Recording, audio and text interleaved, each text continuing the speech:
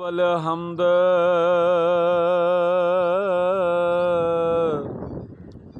ਸਨਾ ਇਲਾਹੀ ਤੇ ਜੋ ਮਾਲਿਕ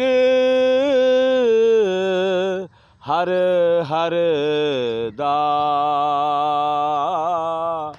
ਤੇ ਉਸ ਦਾ ਨਾਮ ਚਤਾਰਨ ਵਾਲਾ ਉਹ ਕਿਸੇ ਮਦਾਨ ਦੀ ਹਰ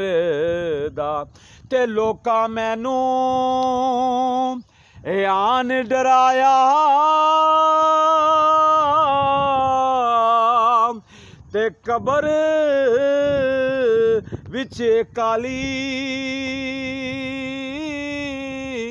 ਤੇ ਮੈਂ ਸੁਣਿਆ ਉੱਥੇ ਲਜਪਾਲ ਨੇ ਆਉਣਾ ਜਿੱਦੇ ਮੋਢੇ ਕਮਲੀ ਕਾਲੀ ਤੇ ਮੈਂ ਸੁਣਿਆ ਉੱਥੇ ਲਜਪਾਲ ਕਰੀਮ ਨੇ ਆਉਣਾ